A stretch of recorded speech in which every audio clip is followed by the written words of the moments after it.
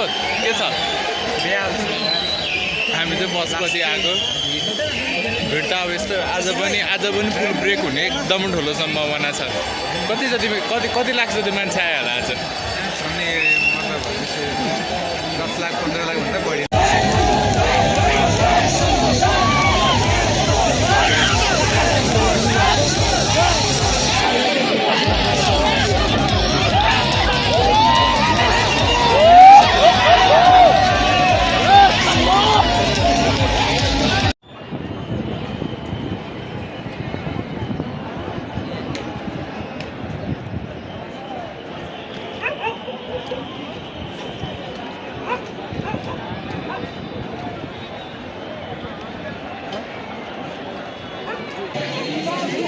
zoom गर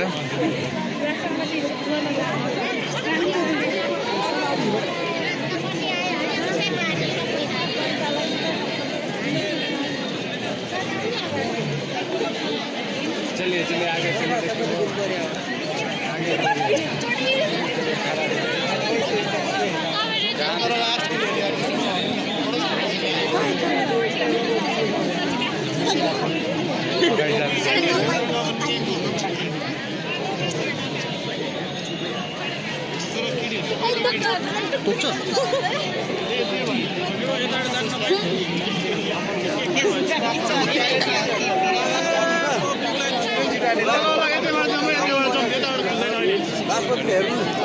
एकदमै नै प्याक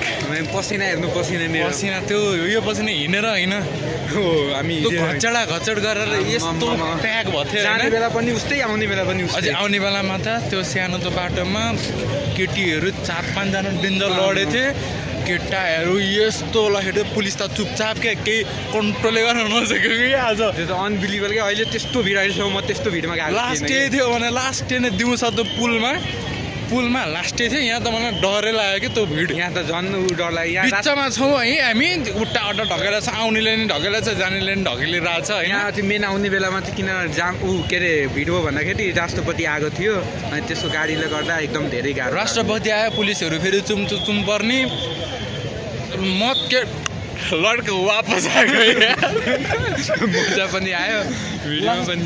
बेले थियो लास्ट नै बेले थियो त्यति बेला आउनलाई हामीलाई 1 घन्टा लाग्यो 1 घन्टा पनि बढी लाग्यो क्या त्यो पिल्या नि यताबाट नि पेल्छ उताबाट नि पेल्छ यत्तिकै यस्तो हल्ल्या छ लड्छ मान्छेहरू केटाहरू लड्छ फेरि पेलिरहन्छ पुलिसले डन्डा हान्छ है अब खोइ कहाँ हानेको थाहा छैन कसलाई लाएन थाहा छैन कराउँछ पुलिसहरू मान्छे भयो त्यस्तै कराउँछ लास्टै यहाँ सास फेर्न गाह्रो भयो त्यो अझै त्यो के अरे केटीहरू भनेको होइन अलि सानो भएको केटीहरू त झन् गाह्रो उनीहरूलाई अड्किरहेको थियो बच्चा थियो आमा थियो बच्चा थियो पुलिसहरू डराएर पुलिसले समात्यो त्यो बच्चाहरूलाई त्यस्तो भएको थियो आज खतरा भयो त्यो त राष्ट्रपति आएको भएर त्यहाँ केटाहरूको नारा